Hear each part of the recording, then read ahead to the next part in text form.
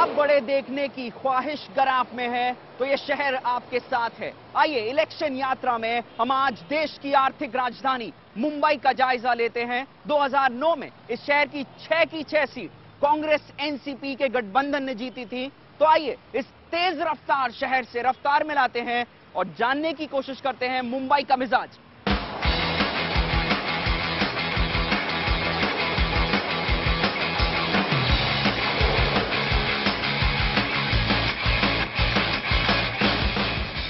चलिए शुरुआत करते हैं वीटी से, जो छत्रपति शिवाजी टर्मिनस है मुंबई का। लाखों लोग रोज यहां ट्रेन पकड़ते हैं, अपने ऑफिसेज आते हैं और फिर घर लौटते हैं। 24 तारीख को चुनाव है, क्या सोच के वोट डालेंगे? जी, सोच के ये डालेंगे कि देखिए अब की बार तो विकास का मुद्दा है और रही भ्रष्टाचार की बात, तो भ्रष्टाचार तो कोई भी आ जाए भ्रष्टाचार नहीं खत्म हो पाएगा। अच्छा। क्योंकि इसमें ऊपर से नीचे तक सारे लोग इसमें लिप्त हैं। लोकल मुद्दे भी हैं, नेशनल मुद्दे भी हैं। मोदी चाहिए देश को बचाने के लिए, भ्रष्टाचार और सीमाएं हमारे जवान जो सुरक्षित रहे और देश सुरक्षित। मैं फर्स्ट टाइम वोट देने के लिए यही सोचूंगा कि हमारी सरकार जो अच्छा चला सके उसे मैं पहले वोट करने वाला हूँ। जो हमारे यंगस्टर के बारे में सोचे और हमारे जो सीनियर सिटीजन है उनके बारे में सोचे। अभी हम लोग देख रहे हैं मीडिया में मोदी जी का लहर चल रहा है, कांग्रेस का भी लहर चल रहा है, लेकिन हम लोग देख रहे हैं कि ज्यादातर एडवर्टाइजमेंट चल रही है। मोदी हो या कांग्रेस पार्टी हो या बीजेपी हो, उनका ये पैसा आ रहा है, करोड़ों रुपए खर्चा कर रहे हैं, एक सभा ले रहे हैं मोदी जी, उसमें वहां पर करोड़ों रुपए खर्चा कर रहे हैं। राहुल गांधी जो सभा ले रहे हैं उसमें भी करोड़ों का खर्चा हो रहा है। ये पैसा कहां से आ रहा है?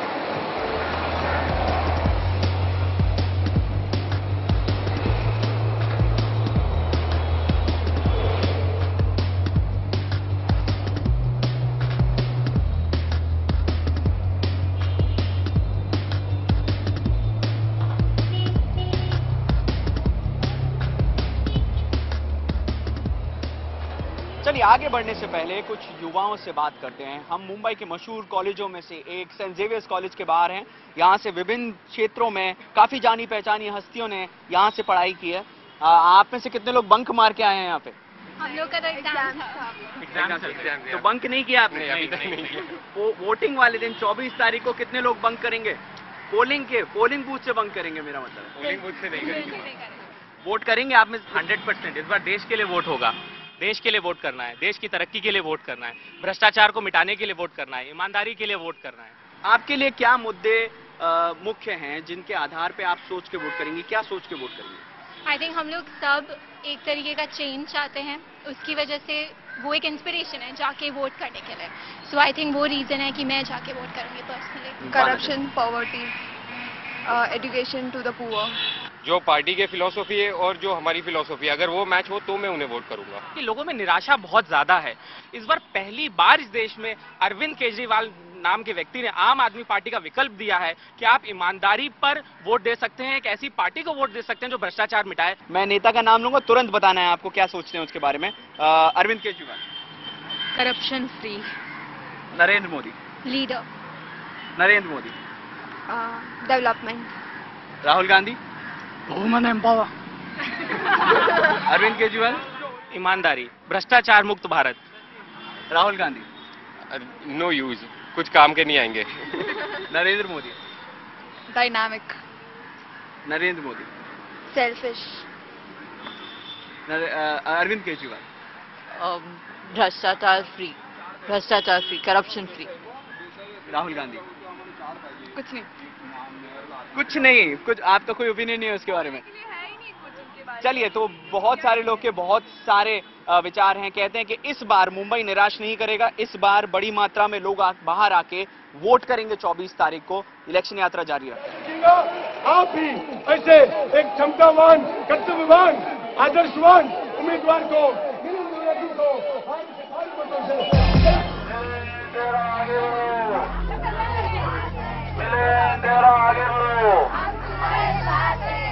चलिए अब मिलिंद देवड़ा जी से बात कर रहे हैं, जो यहाँ पे अंबेडकर नगर में आए हैं, कुलाबा में। मिलिंद, कड़ी चुनौती है इस बार, एंटी इनकम्बेंसी का डर है कि पूरा विश्वास है कि आपके मत सुरक्षित हैं? नहीं, देखिए 5 साल पहले भी एंटी इनकम्बेंसी था, आज भी एंटी इनकम्बेंसी है। मैं किसी भी चुनाव को लाइटली या ओवर कॉन्फिडेंटली कभी नहीं लेता हूँ। मैं हमेशा कॉन्फिडेंट रहता हूँ, ओवर कॉन्फिडेंट नहीं। काफी युवाओं से हम बात कर रहे हैं, आप एक युवा नेता हैं खुद, लेकिन इस बार एक नरेंद्र मोदी को काफी युवा प्रेफर कर रहे हैं, बोल रहे हैं कि नरेंद्र मोदी एक चेंज ला सकते हैं। इसको एज अ युवा नेता आप कैसे देखते हैं? देखिए, ये सिर्फ मीडिया में अनफॉर्चुनेटली दिखाई देती है कि युवा कह रहे हैं कि मोदी के पक्ष में लहर है। आप कुछ एरियाज में जाओगे, यहाँ के युवाओं से पूछोगे तो कोई लहर नहीं है उनके पक्ष में। लेकिन ये आम आदमी पार्टी, पिछली बार आपने मीरा सान्याल को हराया था, आपके लिए कंटेंडर भी नहीं थी एक तरह से। इस बार वो केजरीवाल की छत्र छाया में फिर से आपको चुनौती दे रही हैं। क्या लगता है, किस तरह देखते हैं आम आदमी पार्टी के चुनौती को? मेरे अगेंस्ट 19 कैंडिडेट्स खड़े हुए हैं जी। मैं सभी कैंडिडेट्स को गंभीरता से लेता हूँ जी। किसी भी कैंडिडेट को मैं उपेक्षित नहीं करता हूँ, नजरअंदाज नहीं करता हूँ। लेकिन दक्षिण मुंबई की मतदाता बहुत समझदार है, उनमें बहुत अवेयरनेस है, जागरूकता है। वे ऐसे नेताओं को और उम्मीदवारों को कभी वोट नहीं देंगे जिन्होंने उनसे एक बार वोट मांगकर अचानक गायब हो गए पिछले 5 सालों से। अरे नमस्कार। That's मिलिंद देवरा, और वो कह रहे हैं कि एंटी इनकम्बेंसी मायने नहीं रखती है। वो कॉन्फिडेंट हैं कि कांग्रेस 6 की 6 सीट फिर ला पाएगा। आगे बढ़ते हैं।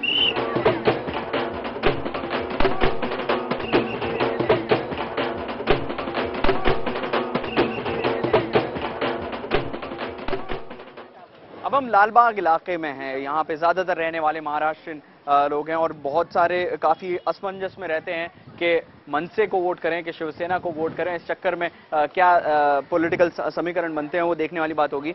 क्या सोच के वोट डालेंगे, क्या दिमाग में क्या चल रहा है? यही सोच रहे कि जो पार्टी मतलब अब तक जो चलता है उसमें कुछ चेंजेस लाए, किसी और को चांस दे, और देखिए या फिर मतलब जो हमारे लिए अच्छा हो। लाइक अभी बहुत सारे यूथ्स है जो अलग अलग फील्ड से स्टडी करते हैं बट उनको फिर भी जॉब नहीं मिलता। सही बात। कुछ अलग अलग करके भी फिर भी जॉब नहीं, बिकॉज ऑफ करप्शन। तो कुछ बदलाव होना चाहिए। फायदा तो नहीं, पब्लिक भी होशियार है आज के तारीख में। हर एक आदमी जानता है कि कौन सही है, तो आदमी सही तरफ से न्याय करेगा ये टाइम भी। पब्लिक अलर्ट है, कौन कितना काम करता है हर एक आदमी को आंखों से दिख रहा है। बदलाव होना चाहिए, किसी भी हालत में बदलाव हो, क्योंकि क्या फिर वो जो डर रहता है ना पॉलिटिकल पार्टी में, क्योंकि एक बार सत्ता आ जाता है तो फिर उन लोग बिग बॉस बन जाते हैं, उनके ऊपर कोई कुछ बोलने वाला नहीं है, कोई नहीं है। तो फिर बदलाव होना चाहिए। तो मोदी जी की वो है तो सब लोग अभी मोदी जी के पीछे भाग रहे हैं। अच्छा, ठीक है, चलिए। तो ये लालबाग का के विचार हैं। हम अब यहाँ से आम आदमी पार्टी की जो उम्मीदवार हैं मीरा सान्याल, वो प्रचार कर रही हैं, उनसे मिलते हैं यहाँ से कुछ दूर। मीरा सान्याल जी आज आपके क्षेत्र में आपसे मिलने, आपसे बातें करने आई हैं, आपका आशीर्वाद लेने। याद रखिए, आम आदमी पार्टी की उम्मीदवार मीरा सान्याल जी का चुनावी चिन्ह है झाड़ू झाड़ू झाड़ू। इस महीने 24 तारीख, याद रखिए 24 तारीख को आम आदमी पार्टी की उम्मीदवार मीरा सान्याल जी एक नया इतिहास लिखेंगी। आइए जुड़िए आम आदमी पार्टी की उम्मीदवार मीरा सान्याल जी के साथ। उनका चुनावी चिन्ह है झाड़ू झाड़ू झाड़ू। चलिए, इलेक्शन यात्रा में अब हम आम आदमी पार्टी की उम्मीदवार दक्षिण मुंबई से मीरा सान्याल जी से बात करते हैं, जो झाड़ू लेके करप्शन का जो एक चुनौती है उसको निपटाने के लिए उतर पड़ी है। मीरा जी, आपकी जो साफ छवि है उसके सहारे से आपको लगता है ये जो चुनौती है कांग्रेस और भाजपा की पकड़ है इस इलाके में, इसका सामना कर पाएंगी? क्या लगता है? शोएब, बिल्कुल। अगर आप देखें, हम चलकर जा रहे हैं, पद यात्रा कर रहे हैं।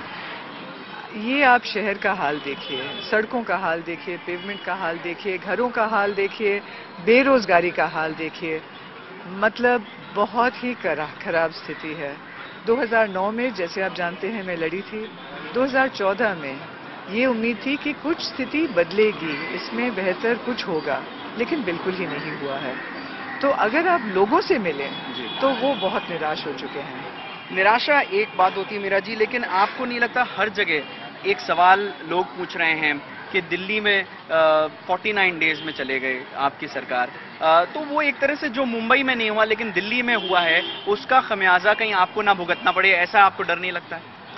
देखिए शोएब, ऐसा है, बहुत लोग पूछ रहे हैं कि अरविंद जी ने अपना पद क्यों छोड़ दिया, लेकिन जब हम समझा रहे हैं कि ये असूलों पर था, ये प्रिंसिपल पर था, ऐसा हमारे देश में कोई मुख्यमंत्री या प्रधानमंत्री है ही नहीं जिन्होंने एक बार उनको पद मिल गया तो वो चाहे कुछ भी हो वो मतलब कुर्सी को जकड़े रखते हैं। यहाँ पर एक ऐसे शख्स थे जिन्होंने सिद्धांतों पर उनका ये कहना था कि हमें जन लोकपाल बिल लाना था।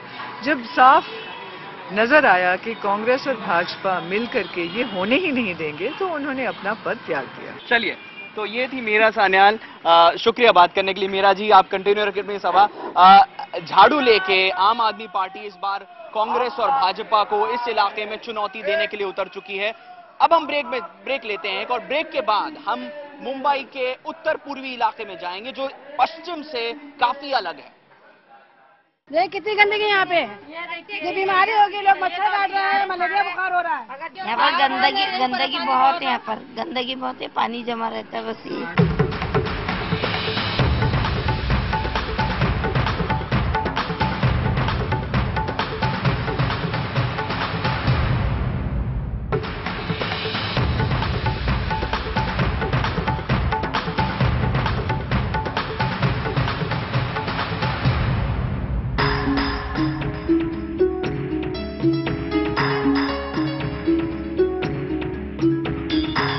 मुंबई शहर में दो शहर बसते हैं, एक जो आसमान छूती इमारतों में एसी की ठंडक में रहता है तो दूसरा टनों कचरों के ढेरों से सटी झुग्गी झोपड़ियों में बसता है। आइए इन तंग गलियों का जायजा लेते हैं।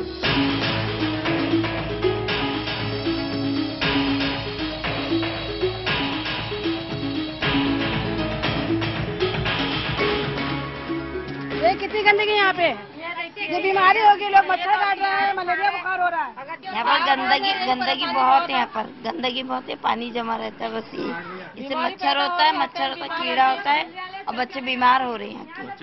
बच्चे बीमार हो रहे हैं। इधर जो वोट लेते हैं या वोट लेते हैं, जो दलाल जो आते हैं पैसा खा के, काम करने के लिए भी हम जाते हैं बीएमसी के पास, वो हमारा काम नहीं होता है। इलेक्शन के बाद सब खत्म हो जाएगा, उल्टा हमारे पर भारी पड़ जाएगा। महंगाई बढ़ गई, गरीब इंसान कमाएगा क्या, बचाएगा क्या?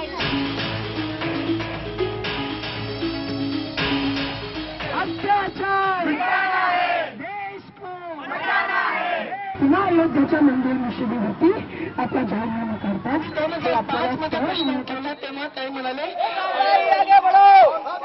कुछ लोग बोलते हैं कि झाड़ू कितनी भी अच्छी हो 2 महीने से ज्यादा नहीं चलती है, इस तरह आपका विरोध कर रहे हैं। पैसा और माफियागिरी हमारे साथ नहीं है, हमारे पास सत्ता नहीं है, पर जनसत्ता और जनशक्ति है। और हमारे पूरे जो वैकल्पिक विचार है वो इस राजनीति का चरित्र बदलने के हैं और ये लोगों को समझाने की चुनौती है। हमारा पहले का कार्य बोलेगा, हम शराब नहीं बांटेंगे, ये भी हम लोगों को स्पष्ट कर रहे हैं। बियर और बिरयानी की राजनीति आप नहीं करेंगे? चलेगी। लैपटॉप और साड़ी भी नहीं बांटेंगे। अच्छा, आप मेरे और बांटने भी नहीं देंगे। हमारा स्टिंग ऑपरेशन हर जगह चलने वाला है। चलिए, जो भी बांटेगा उसको बिल्कुल। पीछे भी नहीं। एक आपसे सवाल है मेरा रही, ये हाईवे के उस साइड गुजरात, एक तरह से बोलते हैं मिनी गुजरात है, मोदी को वोट करने वाले हैं। हाईवे के इस साइड आप जहाँ प्रचार कर रही हैं, ये एक दो दुनिया इस शहर में बस रही है, इस पे क्या कहेंगे? देखिए, जो भी इस देश में भाषा और प्रांत या जात और धर्म के नाम पर विभाजन करते हैं, उसमें हम नहीं हैं, उनको चुनौती देनी है। तो ये थी मेधा पाटकर, जो सामाजिक कार्यकर्ता हैं, इस बार झाड़ू लेके उतर पड़ी हैं। ये आपको बता दूं, ये इलाके में कई सालों से मेधा पाटकर ने काम किया है। अब चुनौती उनके सामने ये है कि ये काम उनका मदद उनकी करता है। ये लोग जो उनकी सभाओं में बैठ रहे हैं वो आखिरी दिन 24 तारीखों ने वोट डालते हैं या नहीं डालते हैं, ये वक्त बताएगा। विनंती है कि इस 24 अप्रैल को झाड़ू पे बटन दबाकर मेधा पाटकर। मैडम, चुनाव आ रहे हैं, मेधा पाटकर जी भी आ रही हैं, बोल रही सामाजिक कार्यकर्ता हैं, तो आपको लग रहा है कुछ बदलाव आएगा? हमारे तो मेन परेशानी इधर इतना सारा पानी हो जाता है, इतना रोड पे गली है तो भी इधर पूरा पानी जमा हो जाता है, कोई तो कुछ करता नहीं है। खाली वोट लेने के लिए वो आते हैं और देखते हैं और निकल जाते हैं। हमको आगे बढ़ना है,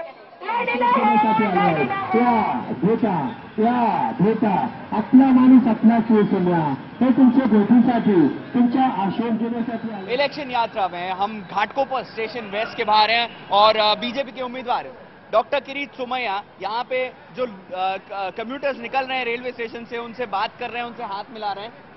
ये किस तरह का प्रचार कर रहे हैं किरीट जी? ये सीधा जनता से संपर्क, जनता की भावना पता चलती है, उनकी समस्या समझ में आती है। और मैं जो देख रहा हूँ एक अपनापन, लोगों को ऐसा लगता है अपना की रीति। फोटो तो खिंचा रहे हैं लोग, इसमें से कितने लोग आके आपको वोट करेंगे, ये इसमें कितना लग रहा है आपको? आप जो जनता की जो भावना है उसको वोटों से गिनना उनकी भावना का अपमान होगा। आपके प्रतिद्वंदी हैं मेधा पाटकर हैं, नीना पाटिल, इनके बारे में क्या कहेंगे? हम किसी को प्रतिद्वंदी मानते नहीं है, हम इस प्रकार की स्पर्धा में विश्वास ही नहीं रखते हैं। तो ये थे किरीट सोमैया जो कि कॉन्फिडेंट है। यहाँ पे इंस्टेंट फोटोग्राफ्स लिए जा रहे हैं, लोग निकल रहे हैं रेलवे स्टेशन से, उनसे डॉक्टर किरीट सोमैया बात कर रहे हैं और उनका विश्वास है कि मेधा पाटकर की चुनौती को वो आसानी से सामना कर पाएंगे। आगे बढ़ते हैं।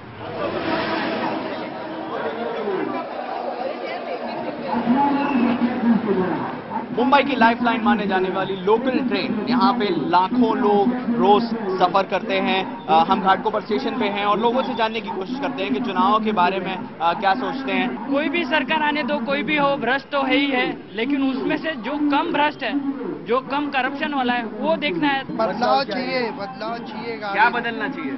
सर सफाई, थोड़ा बहुत गंदगी रहती है, भीड़ रहती है, आदमी लटक के जाते आते हैं, उसका थोड़ा बदलाव चाहिए। चुनाव आ रहे हैं, अच्छे आदमी लोग आना मांगता है जो ये सुधार दे। आदमी इधर लटक लटक के जाता है काम के धंधे के ऊपर। घर वाले को शाश्वत नहीं रहता है, अपना आदमी आएगा क्या नहीं।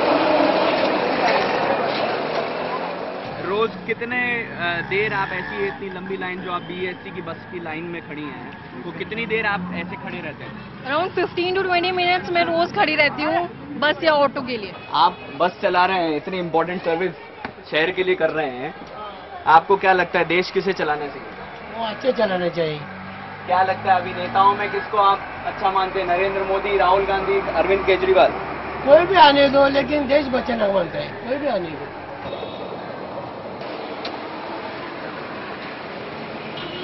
यात्रा की बात करें तो मुंबई में टैक्सियां काफी सुरक्षित यातायात का साधन माना जाता है। आइए इनसे बात कर लेते हैं। केजरीवाल, मोदी और राहुल गांधी में कौन ज्यादा प्रभावित करते हैं आपको? अभी तो फिलहाल जिस समय अभी जो केजरीवाल आए हैं उस हिसाब से तो जो गरीब के हिसाब से बातें करते हो तो प्रभावित कर रहे हैं, लेकिन करके दिखाए तो अच्छा बेहतर लगेगा। यहाँ पे जैसे मोदी सरकार और जैसे कांग्रेस है तो वो लोग भाई उन लोग का भी तो यहाँ पे प्रभावित तो कर ही रहे हैं, लेकिन फिलहाल आगे देखो क्या होता है। हम इस यात्रा को समाप्त करते हैं। IBN 7 पे इलेक्शन यात्रा यूं ही जारी रहेगी। धन्यवाद। चलिए।